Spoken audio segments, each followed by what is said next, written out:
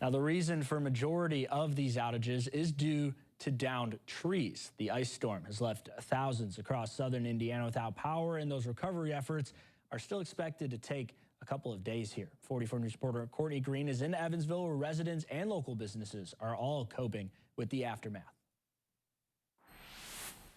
Here in Evansville, the storm's impact has been devastating. Fallen trees, downed power lines, and widespread outages. Thousands of southern Indiana residents remain without power after an ice storm swept through the region. CenterPoint Energy's Senior Vice President Mike Roeder said it's been a challenging process. We have, at our peak, had about 60,000 out. We are still hovering in the high 50,000 out, and our crews are out working to restore just as quick and safely as possible.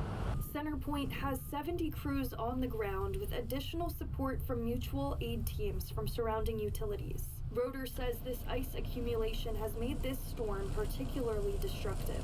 I think it's the volume of ice. Different reports show about an inch of ice. That is a major winter ice storm, and the number of incidents across southwest Indiana is significant, and that's why the number is high and has remained high. We're still out evaluating, but I think customers should plan for a multi-day outage. Oh my God. So that fell from up there. Haney's Corner resident Hope Fusner recalls the last major ice storm in 2009 and prepared as best as she could. And I remember how bad it was and trying to get the ice off my car. So I cleaned out my garage yesterday or 2 days ago and put my car in there. So I was prepared.